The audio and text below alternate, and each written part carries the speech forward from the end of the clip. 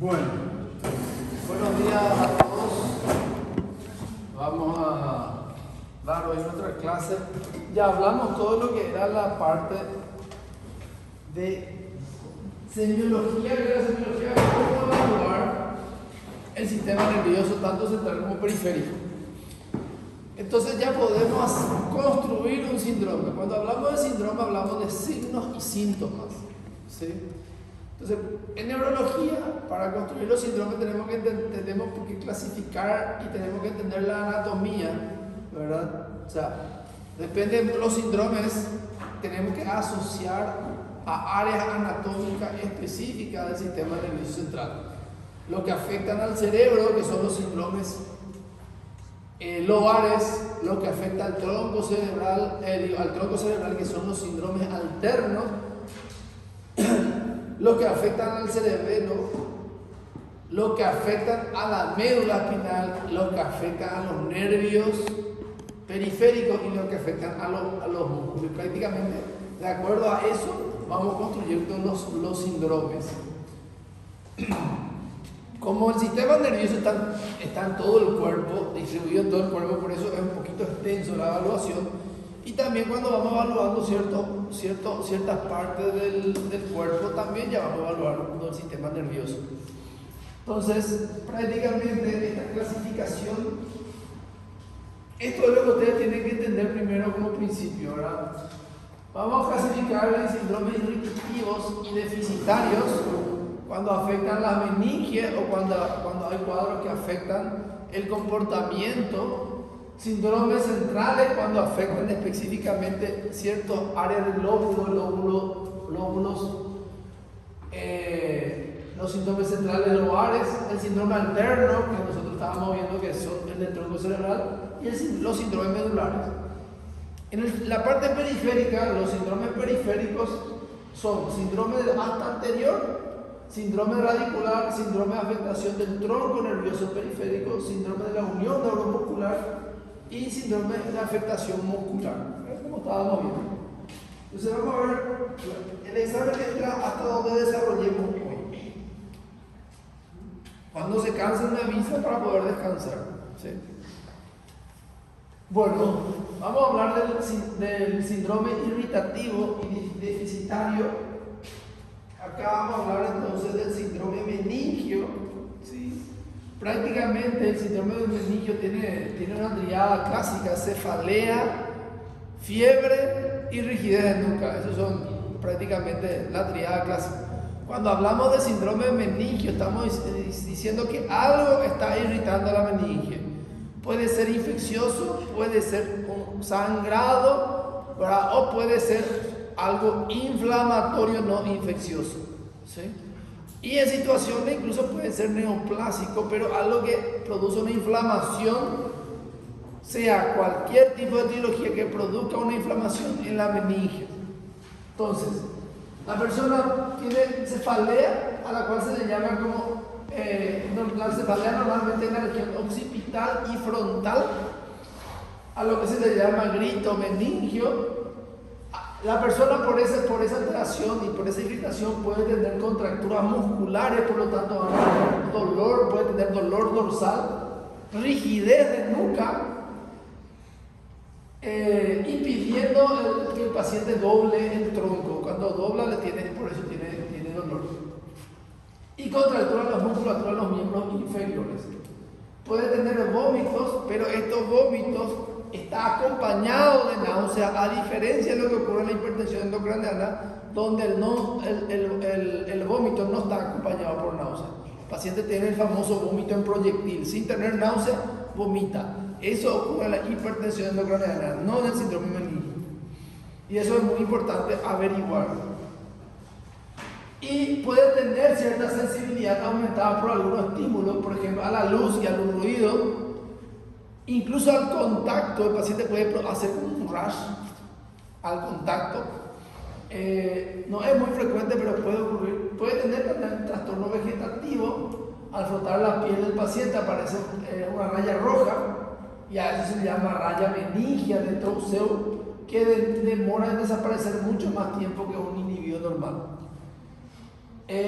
La fiebre Y hay una situación. En el síndrome meningio, dijimos, cefalea, fiebre, rigidez de nuca o signos meningios. Si se le agrega trastorno de la conciencia, crisis convulsiva o alteración de nervios craneales, hay que pensar que el problema ya no está solo en la meninge, sino también está en el cerebro. Y a eso le llamamos encefalitis. ¿Sí? Entonces, si el paciente no tiene rigidez de nuca y tiene alguna de esta alteración, fiebre, cefalea, no tiene rigidez de nuca y tiene trastorno de la conciencia o crisis convulsiva o alteración de nervio craneal, hay que pensar en la encefalitis. Si el paciente tiene signos meningios y una de estas alteraciones, a la enfermedad se le llama meningoencefalitis. ¿Qué quiere decir? Está afectado la meninge y el cerebro. La encefalitis obviamente es de peor evolución que la meningitis. ¿Por qué? La meninge es la inflamación de la envoltura del cerebro. La encefalitis es la inflamación del cerebro mismo. Entonces por eso se puede entender que la encefalitis es peor que la meningitis. ¿Sí?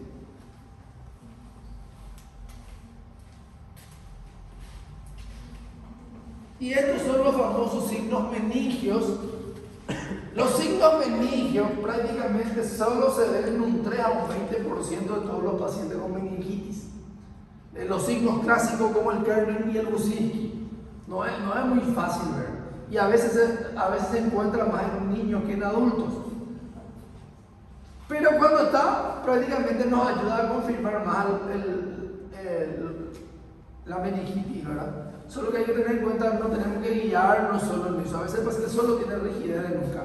Y hay situaciones muy específicas que pueden no tener rigidez de nuca también. Por ejemplo, los recién nacidos que todavía no están formados sus meninges, la parte de la sensibilidad de las meninges, pueden no tienen también rigidez de nuca. Los muy inmunodeprimidos o los pacientes muy ancianos pueden no tener también rigidez de nuca. Entonces, puede existir, no es lo típico, pero puede existir meningitis sin rigidez de nuca o sin signo meningio, ¿sí? Entonces, por eso que ahí de repente es un poco complicado. Bueno, este signo tenemos que buscar. La rigidez de nuca, ¿cómo se busca? El paciente está acostado y se trata de levantar la cabeza, se trata de flexionar. Y ahí el paciente tiene dolor y no puede flexionar. Y no es algo voluntario que hace. Cuando a veces nos confunden las contracturas musculares. El paciente que tiene rigidez de nuca, esto no puede hacer, pero lateralizarle sí puede hacer. Solo que a veces, ¿qué pasa? No hace esto ni no hace esto. Y ahí nos confunde. En los adultos mayores, a veces es muy complicado porque tienen toda artrosis y están todos rígidos cuando están enfermos y se quedan mucho tiempo con la cama. Y a veces no es tan sencillo. A veces el paciente puede tener una rigidez de nuca por contractura y por artrosis y tiene un cuadro febril por un cuadro infeccioso urinario y tiene trastorno de la conciencia por el cuadro infeccioso urinario. Y a veces, ¿qué tenemos que hacer? Por línea diagnóstica, igual tenemos que descartar o tratar con una meningitis hasta descartar. Si nosotros sospechamos una meningitis y pensamos en una meningitis infecciosa, nosotros tenemos hasta 2 horas desde el diagnóstico para iniciar el tratamiento. ¿Qué quiere decir? Yo no puedo poner meningitis sin iniciar el tratamiento. ¿Me entienden? Siempre que está ahí, sospecha de meningitis, ya tiene que iniciar el tratamiento. No se necesita todo cultivo, nada.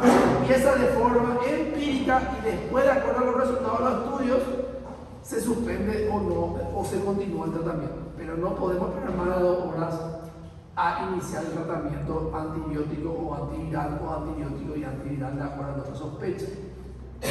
Ok, el signo de Kerner, lo que se hace es se levanta el pie del paciente, así como se levanta el pie del paciente y el paciente hace esto y encima tiene dolor. Dobla la extremidad. Al yo levantar mi paciente directamente dobla. Signo de Kerner. El signo de Brusinski, al yo levantarle, hace la rigidez, nunca hay dolor y flexiona los 2 miembros inferiores. Eso es el signo de Brusinski. ¿Sí? Entonces, signo de Kerner, Brusinski. Doutor, então os dois têm que dar positivo para ser meningite? No, puede no existir. Solo en un 30% existe uno de esos. Assim se ele responde a um signo e o outro não. Igual sigue siendo, son signos diferentes, separados. Puede estar negativo en el uno y positivo en el otro. Tem No que fazer siempre. sempre os dois. Tenés que hacer siempre los dos, pero no los dos van a estar presentes y a veces ninguno. Puede haber uno, dos o ninguno. No es específico, no es sensible, pero es específico. ¿Qué quiere decir? Puedo no encontrar, pero cuando encuentro, ya estoy seguro que es el síndrome meningio. Y acá el tema del síndrome de hipertensión intracraneal. Acá también tiene la triada, ¿verdad? Acá el tema es cefalea. La cefalea del síndrome meningio es una cefalea occipital y frontal continuo, pareciendo a una cefalea tensional, solo que en un contexto de un cuadro paciente infeccioso y otras alteraciones más graves. Sin embargo, en la hipertensión intracraneal es una cefalea pulsátil y no responde a los analgésicos comunes. Igual con analgésicos, el paciente sigue teniendo dolor. Y acá lo característico: vómitos sin náusea, expulsivo y no precedido de náusea. El paciente vomita y no tiene náusea, vomita de nuevo. Y papiledema. Entonces, por eso era que cuando hablábamos de evaluar el segundo par, que teníamos que ver si tenía papiledema, porque forma parte de la triada del síndrome de hipertensión intracraneal. Aparte, puede estar acompañado, el síndrome de hipertensión intracraneal puede estar acompañado de estos trastornos: visión borrosa, hipertensión arterial. Cuando el paciente tiene hipertensión arterial, bradicardia y alteración de la conciencia, ahí estamos ante una situación muy grave que se conoce como respuesta de Cushing. ¿Cuándo ocurre eso? Que el paciente hace hipertensión, bradicardia y alteración de la conciencia. Cuando hay aumento de la presión dentro del cráneo y el tronco está bajando por el agujero magno y está por comprimirse, de que se está por producir un enclavamiento. Por lo tanto, cuando el paciente tiene esta respuesta de Cushing, me habla de un paciente que se está muriendo.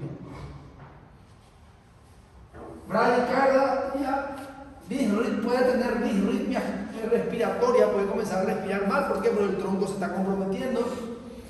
También puede haber lesión del tercer nervio paracraneal y se acuerda, parálisis del sexto par.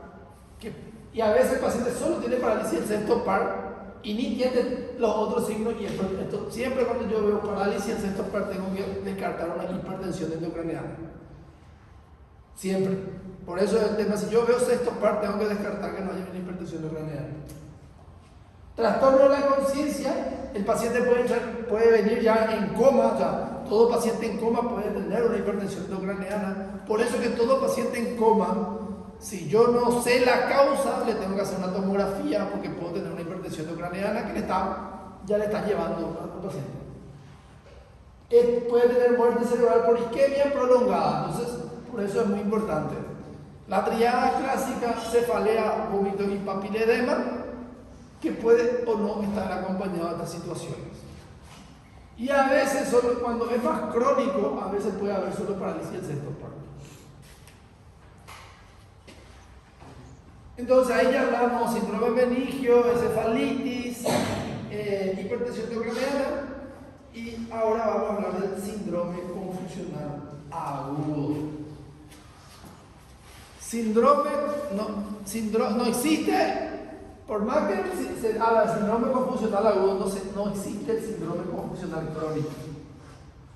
Porque cuando un cuadro confusional es crónico, se llama demencia.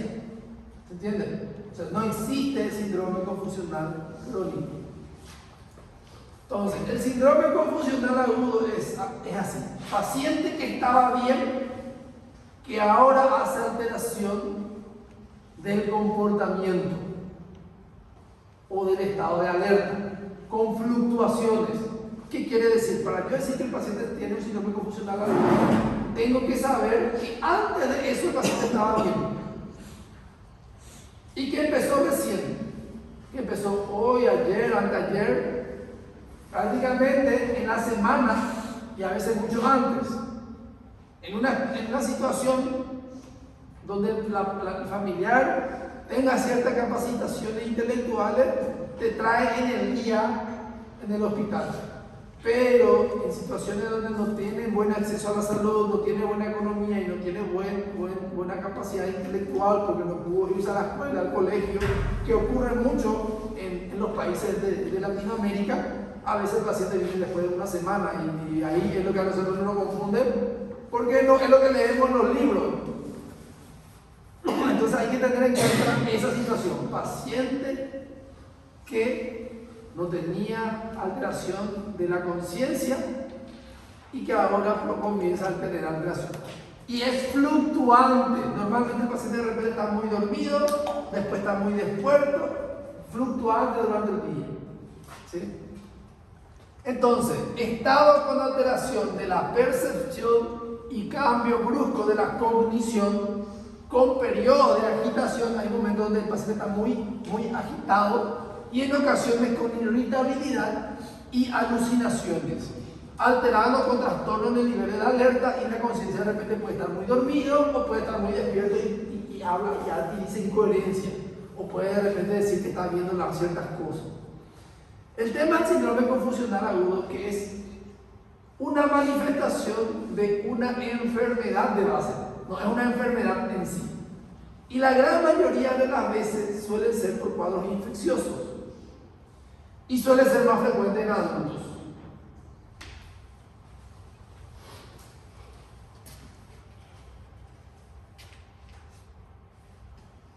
Entonces, hay que tener en cuenta que el síndrome confusional agudo, el paciente pierde la atención, no puede atender. Cuando uno habla con él, el paciente o dice incoherencia, o no me responde bien, o no me presta mucha atención. Y horas o días, ¿qué quiere decir horas o días? No llega a ser semanas ni meses. Y normalmente cuando llega semanas y meses, el paciente está muy deteriorado si la causa que le llevó no se solucionó. Fluctuante en el transcurso del día, puede estar muy despierto, muy dormido, muy excitado, y eso va cambiando. Y siempre es la manifestación de una enfermedad. No es la enfermedad en sí, sino algo está pasando. Y lo bueno es que es reversible. Si yo soluciono la causa que lo produjo, el paciente se recupera y está otra vez normal. ¿Se entiende?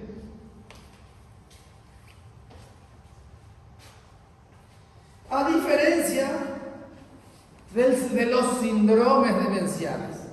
Los síndromes demenciales sí es un paciente que estaba bien cognitivamente y va perdiendo lentamente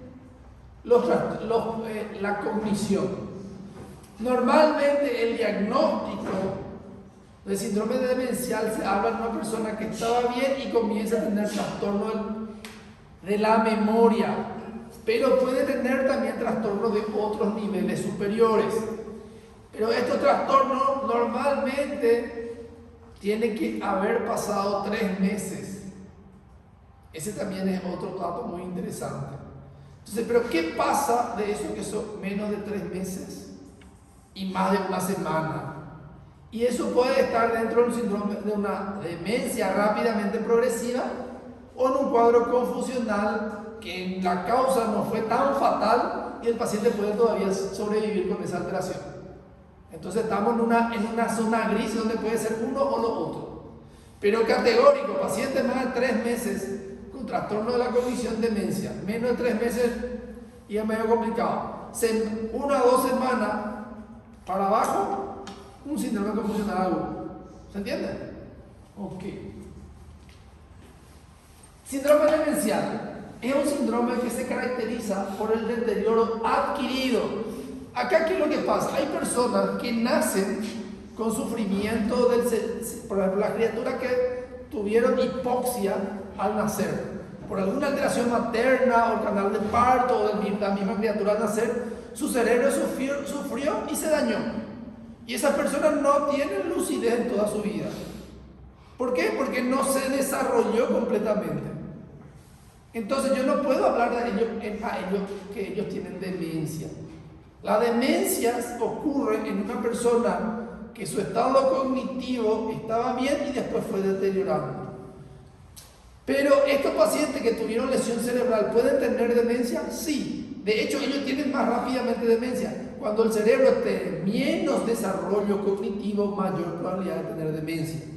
Solo que, ¿qué pasa en ellos? En una persona que ya tenía cierto trastorno cognitivo, el trastorno cognitivo empeora. Entonces, una persona con trastorno del desarrollo cerebral también puede tener demencia y de hecho tiene más rápido que una persona que tiene trastorno cognitivo.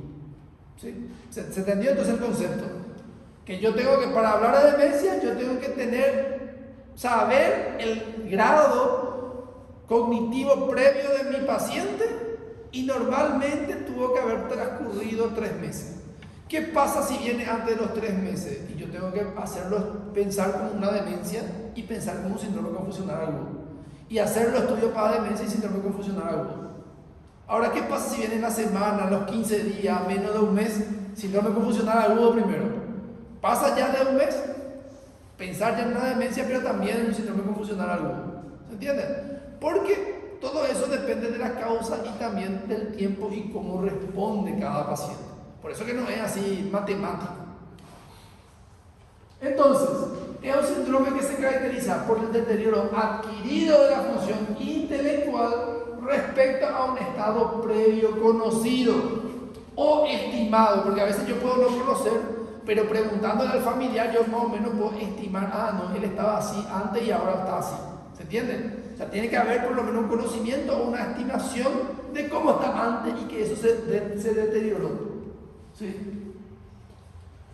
Que interfiere en el funcionamiento de la vida personal, familiar y social.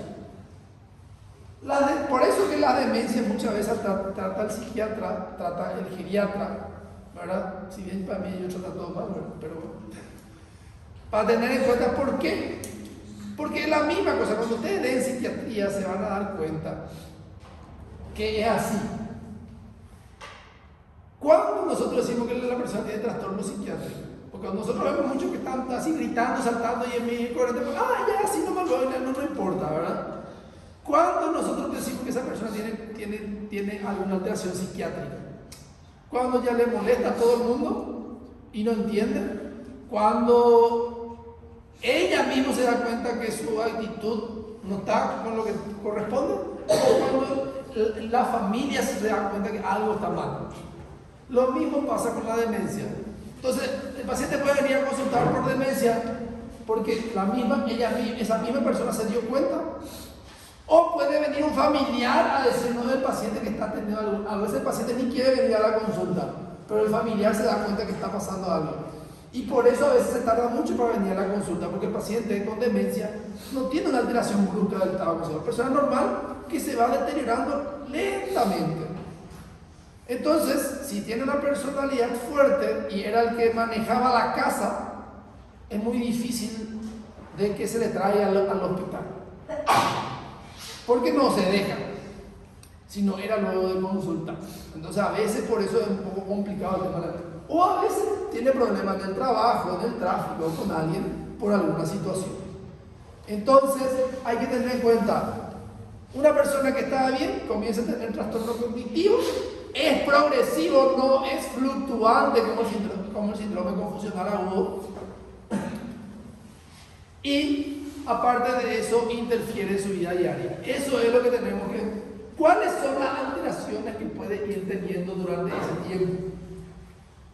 Y prácticamente podemos así confirmar bien cuando al menos tenemos 3 de esta categoría alterada. A veces puede ser solo uno, pero si tienen los 3 es mucho más fácil porque con eso yo ya puedo decir 3 meses de 3 de estos, prácticamente el diagnóstico ya está hecho. O un deterioro muy grande de una parte específica. Entonces, ¿qué es lo que se altera? La memoria, la capacidad de reconocer cosas, objetos o personas, la capacidad de hacer movimientos automáticos sin tener que pensar. Por ejemplo, manejar un vehículo, uno no se va y piensa, cuando va a aprender, sí piensa piensa todo eso, pero ya no se va. Tengo que apretar el freno, el embrague, cambiar, girar, no, porque no, eso ya hacemos todo automático. A esos movimientos automáticos se les llama praxia. Y la alteración de la praxia es una alteración del nivel cognitivo también. El lenguaje, ¿sí? El poder hablar, el poder comprender. Y la función ejecutiva. La función ejecutiva es la función que tiene el cerebro de poder planificar. Si yo agarro y le digo a ustedes, váyanse a la secretaría, su mente directamente va a pensar, me voy acá, giro a la derecha y entro a la secretaría. Todo eso es porque su nivel cognitivo está bien. Pero a una persona que tiene trastorno cognitivo le digo, andate a la secretaría y puede ser que me responda, sepa su nombre, sepa todo, pero sale y no sabe dónde irse. E incluso sabe lo que le dijiste, pero no sabe dónde irse. ¿Por qué? Porque su afectación ejecutiva está alterada. Y eso ocurre mucho. Entonces, cuando hablamos de demencia, la causa más frecuente de demencia es la enfermedad de Alzheimer. ¿Y qué es lo que pasa en la enfermedad de Alzheimer? Primero, comienza a perder la memoria de lo que sucede recientemente. Se olvida las cosas, se olvida lo que se le dice. Después llega un momento donde se desespera, sabe quién es pero no sabe dónde está, se pierde. Y hay momentos que incluso cuando ya está avanzado ni no le reconoce a ciertas personas y llega hasta no reconocer a familiares. Entonces, justamente esa son formas de manifestarse. Entonces, la memoria, hay un deterioro de la capacidad de aprender nueva información o recordar información aprendida previamente. Entonces, cuando hablamos de memoria, hablamos de la capacidad de poder aprender información y de la capacidad de recordar información anterior. Entonces, esas dos situaciones pueden perderse. La persona puede no recordarse o no aprender cosas nuevas. La agnosia, reconocimiento o identificación en ausencia de déficit en el procesamiento sensorial primario. Es decir, si yo le hago una tomografía no voy a ver un tumor ni nada, pero un paciente no puede reconocerla a nadie. La praxia, que es la capacidad de hacer movimientos sin pensar. Por ejemplo, si yo voy a aprender, yo puedo hablar con usted y agarrar y prender acá y no pasa nada, seguimos hablando y yo le sigo aplicando. Acá me es difícil, por ejemplo, yo hablo con usted, le hablo el lenguaje, la función ejecutiva. ¿Por qué? Porque ya es algo aprendido que yo hago automático. Las personas, si yo le doy, toma, ponete esta ropa y tiene el problema de la praxia, va a agarrar, va a mirar y no va a saber qué hacer. Pierde esa capacidad de hacer movimientos automáticos. Y el lenguaje, el paciente puede tener dificultad para interpretar lo que yo le digo o puede no poder emitir palabras. Y la función ejecutiva, ahí está la planificación, la organización, secuenciación y abstracción. O sea, justamente la parte intelectual de una información que se le da, el paciente no puede ejecutar, no puede organizar. Si yo le digo, toma a dibujar algo, no puede dibujar. Sí. Para chegar nesse diagnóstico, ele é só clínico ou você usa algum exame auxiliar? El diagnóstico, la sospecha diagnóstica es clínica, pero todo paciente con deterioro de la conciencia mínimamente tiene que tener una tomografía. El diagnóstico de sospecha siempre es clínico. Y cuando yo tengo imagen, yo ya puedo hacer diagnóstico definitivo. Siempre se pide un estudio de imagen para corroborar, siempre. Porque puede tener, por ejemplo, el paciente puede venir por no reconocer a la persona y a veces puede ser un tumor. Y si no le hago la tomografía no voy a saber. Y puede hacer un mal diagnóstico de una demencia. Y es una situación que si lo opero puede solucionar. O puede tener un absceso cerebral. ¿Se entiende? Entonces, lo que dijo el compañero es muy importante. Sospecha clínica, pero siempre se tiene que pedir un estudio diagnóstico para corroborar. Porque los diagnósticos diferenciales son muchos. Y cuando hablamos de demencia, normalmente la demencia ocurre en personas mayores de 60 años. Por lo tanto, una persona menor de 60 años que tenga esta alteración, siempre tengo que pedir un estudio de imagen porque probablemente no sea demencia en un 99%. La demencia normalmente se ve en personas mayores de 60 años con ciertas características que dependen del tipo de demencia también. No les quiero dar demasiada información para no confundirme, porque quiero que sepan lo clave. Hay una situación que se llama deterioro cognitivo leve. El deterioro cognitivo leve sería lo más leve que uno puede tener antes de tener demencia. sea, esa persona que tiene problemas de la memoria, pero que no interfiere en su vida diaria, a eso se le llama deterioro cognitivo leve. Entonces, pero yo a veces me olvido de las cosas. Si uno está estresado, si tiene muchas cosas que hacer, está preocupado, tiene ansiedad o tiene depresión, es normal tener problemas de la memoria. Pero si no se tiene ninguno de eso y pasa eso, a eso se le llama deterioro cognitivo leve. Entonces no piensen que ustedes todos tienen deterioro cognitivo leve. Parece, pero no. Probablemente sea preocupación, ansiedad, o mucho estudio, mucho eso.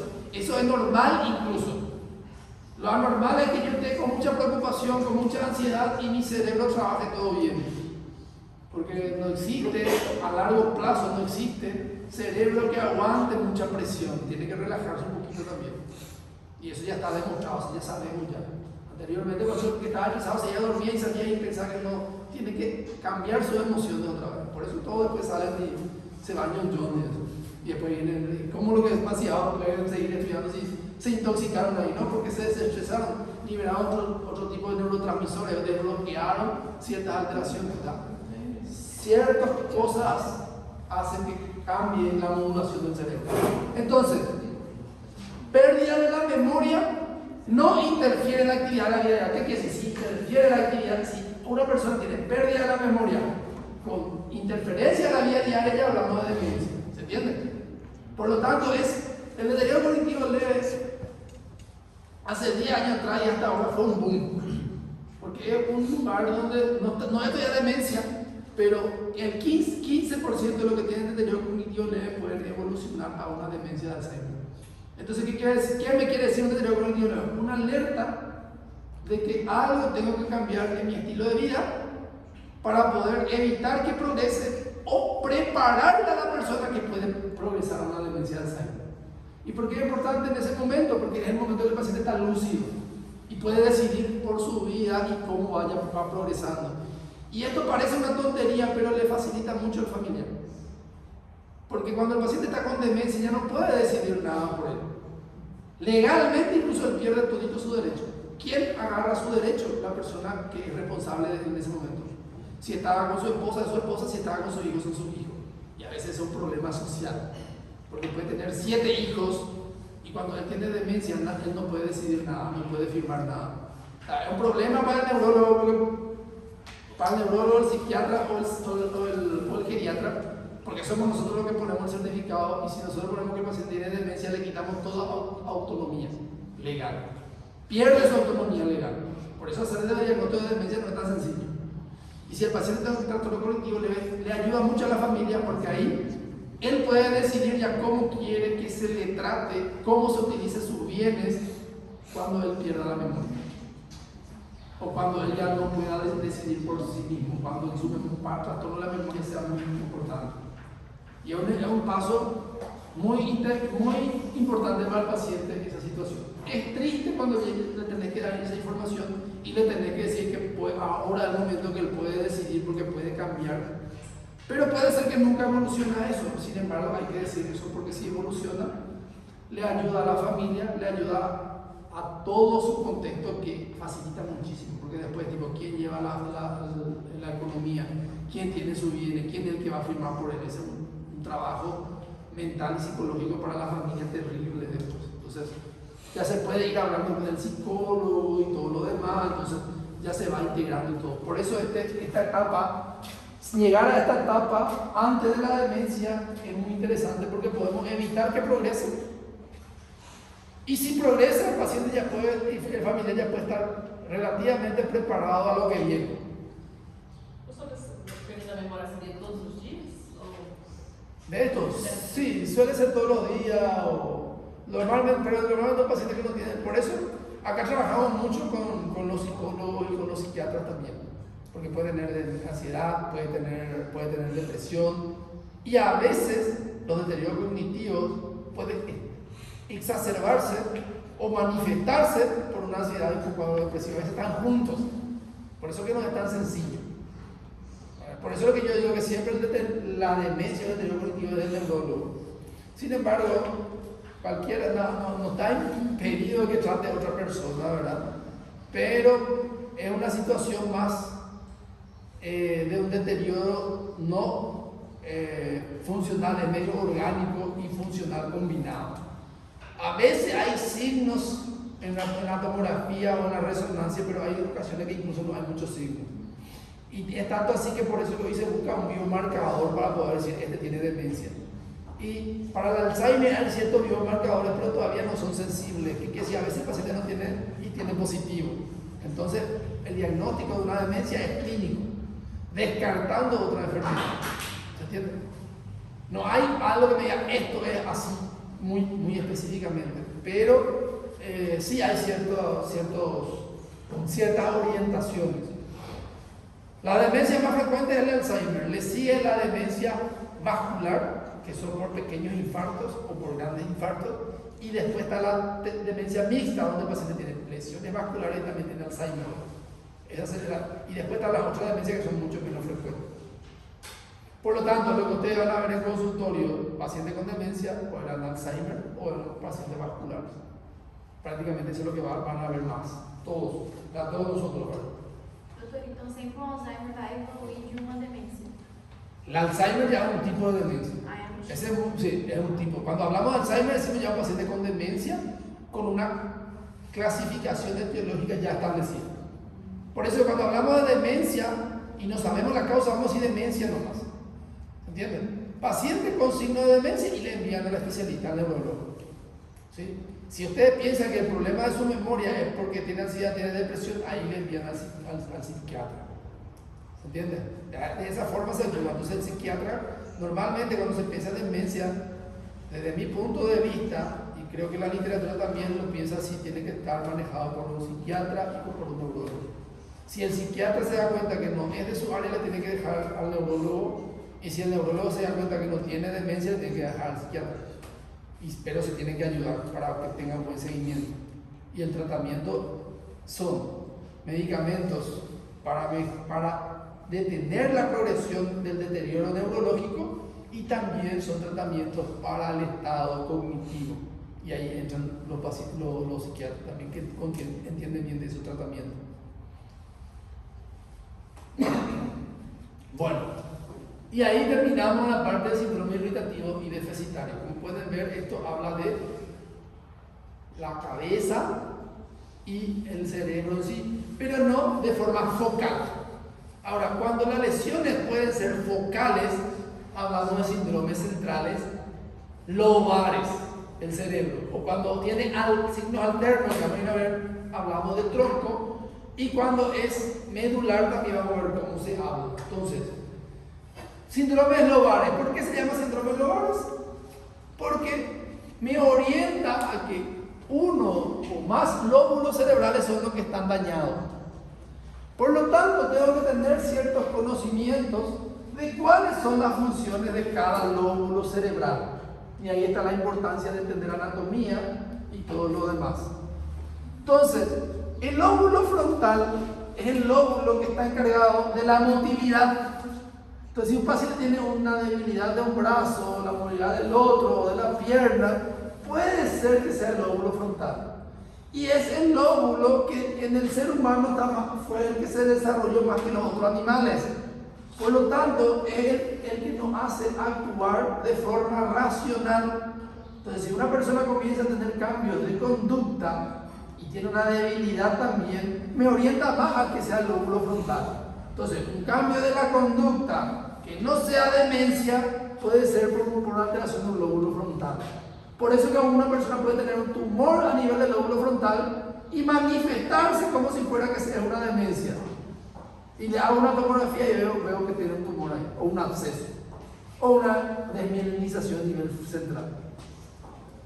Entonces, prácticamente motora y de la cognición.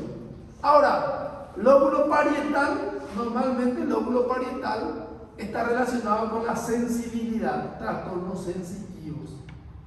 Entonces, alteración de los trastornos sensitivos me habla del lóbulo parietal. Ahora, el lóbulo temporal está mucho relacionado con la olfacción, está relacionado con la audición, está relacionado con las emociones también, está relacionado con la memoria, mediante el lóbulo del hipocampo y el lóbulo occipital, que está relacionado con la visión. Entonces, si yo tengo trastorno de la visión, puedo pensar en el lóbulo occipital o en la vía óptica que estuvimos viendo ya anteriormente. Entonces, a eso hablamos síndromes lobares. Vamos a ir hablando de cada uno específicamente para poder ir entendiendo. Entonces, síndromes lobares. Tenemos lóbulo frontal, que puede, si solo un lado del lóbulo frontal está alterado, puede haber una hemiplegia espástica del lado contrario a la lesión. ¿Qué quiere decir? Si el lóbulo derecho está alterado, voy a tener la mitad de mi cuerpo del lado izquierdo. ¿Sí? Todo. Cara, manos y pies. Si es el lado dominante, ¿se acuerdan que hablamos que el lado dominante normalmente es el izquierdo? En los pacientes que usan su mano derecha, normalmente el 100% suele ser izquierdo. Los que usan su mano izquierda, en el 70% a 80% sigue siendo el izquierdo. Pero ellos pueden tener una dominancia derecha. ¿Se entiende? Entonces hay personas que la dominancia puede no ser izquierda. Entonces, los que tienen cuando se afecta el lóbulo izquierdo o el área dominante, puede haber una fascia de Broca. ¿Qué era la fascia de Broca? Cuando el paciente entiende lo que yo le digo, pero no puede hablar.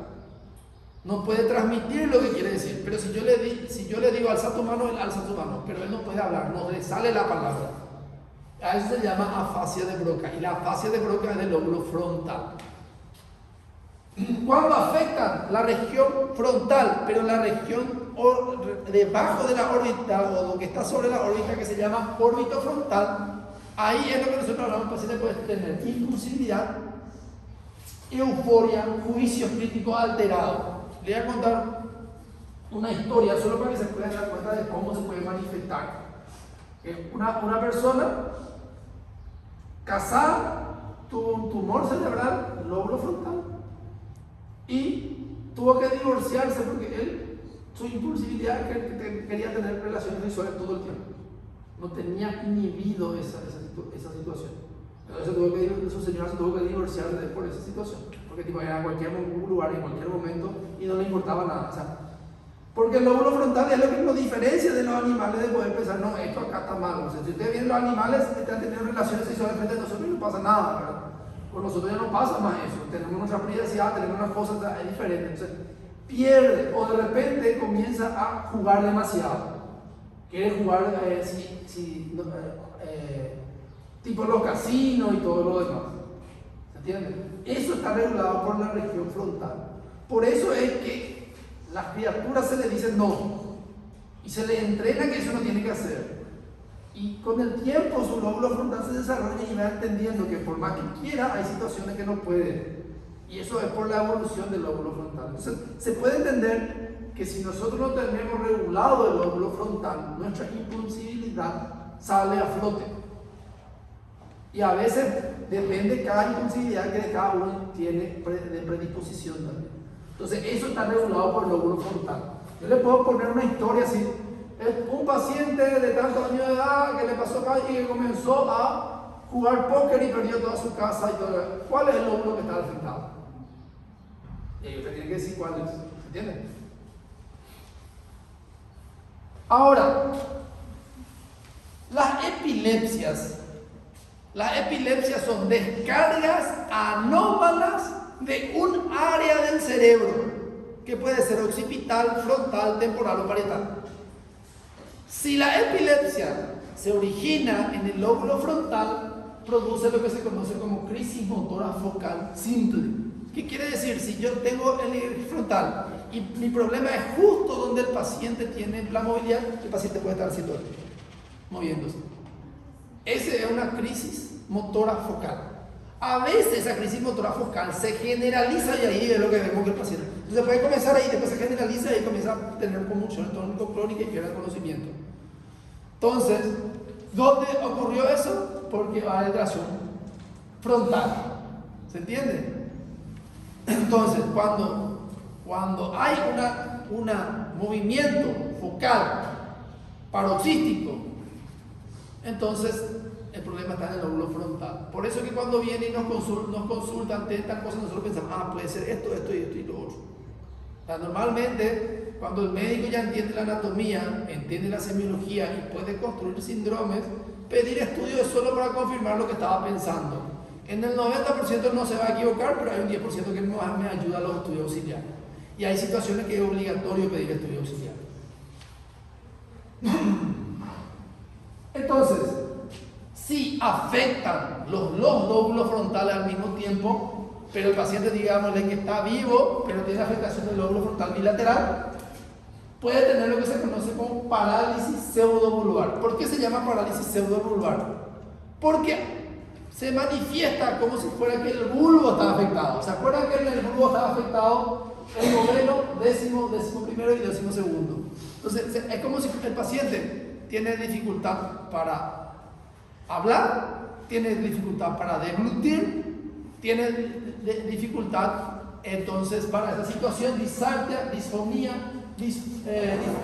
disfagia, risa o llanto inmotivado. Que de repente estamos hablando bien, por eso hay que empezar a reírse de debate. O de repente, algo que puede ser emocionalmente doloroso, pero para ese ya es demasiado, comienza a llorar exageradamente. Normalmente esto ocurre en los pacientes que ya, si ustedes se van, ahora que están entrando en el hospital y se van y hablan con los pacientes que tuvieron accidentes cerebrovasculares, hay pacientes que se comienzan, estaba hablando y de repente comienza a llorar. ¿Por qué? Porque hay afectación del lóbulo frontal. O sea, y eso es porque está afectado el lóbulo frontal bilateral normalmente. ¿Sí? Entonces, esto es afectación del lóbulo frontal.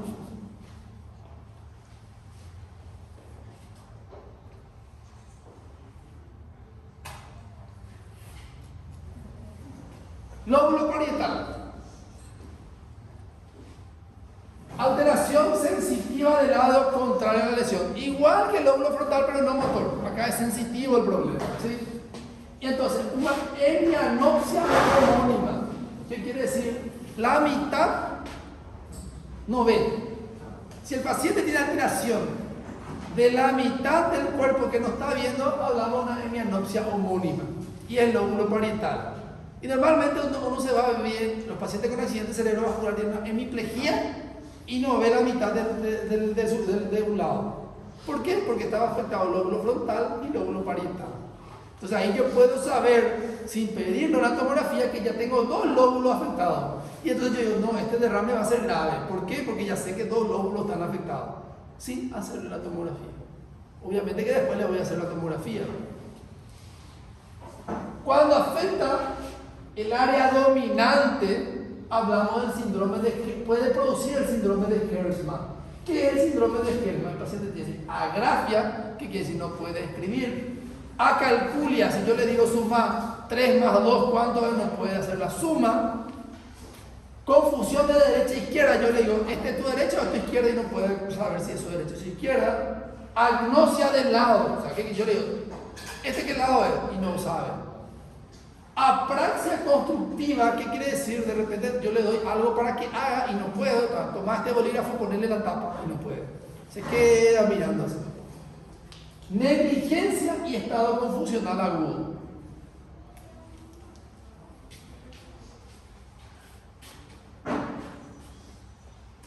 El lóbulo temporal. Dijimos que forma parte de la corteza auditiva, entonces el paciente puede haber sonido, pero el paciente no interpreta el sonido.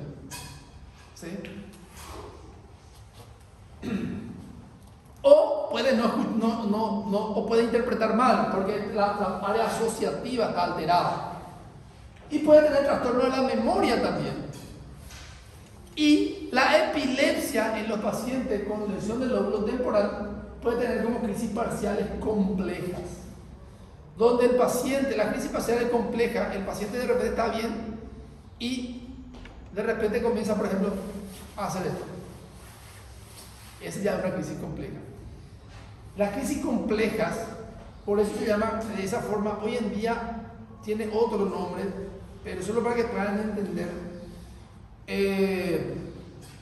Y esto, sí, creo que en Argentina cuando se relatan los neurólogos de Argentina, porque es algo que pasó en Argentina y se que dejó como un ejemplo, que ahí se piden los taxis, remis, ellos le llaman, se piden taxis y se suben, ¿verdad?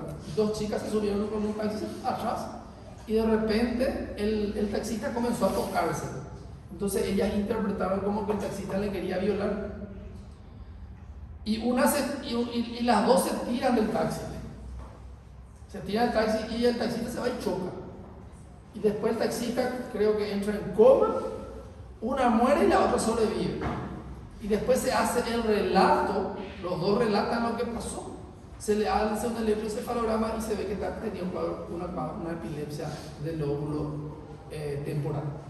Entonces una epilepsia compleja.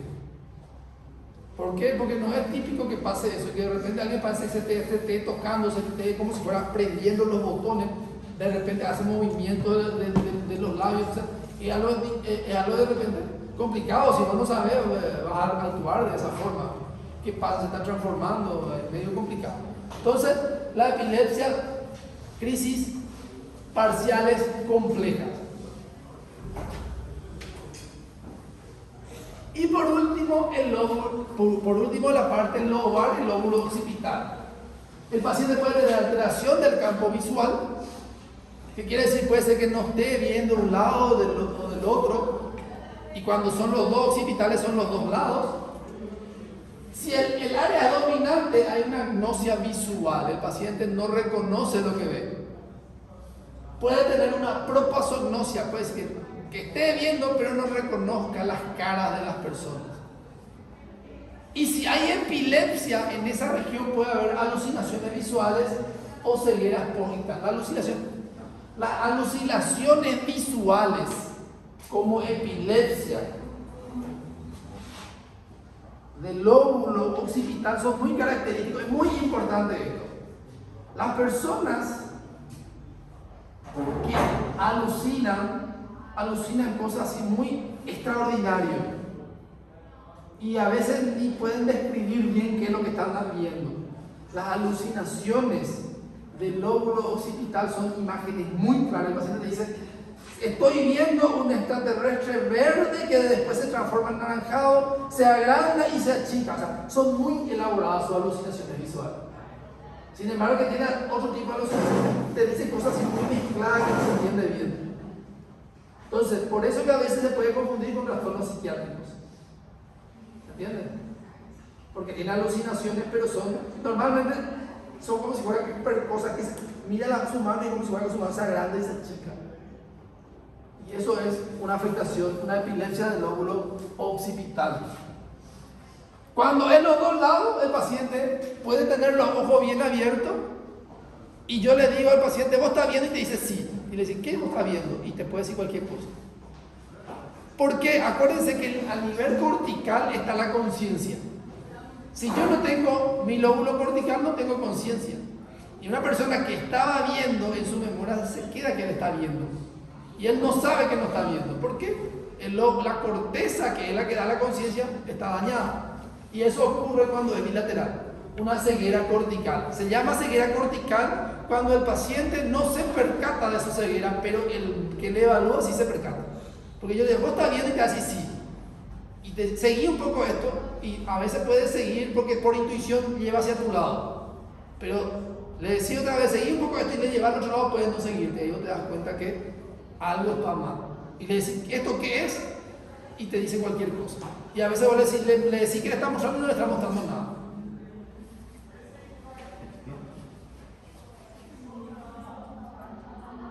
Bueno.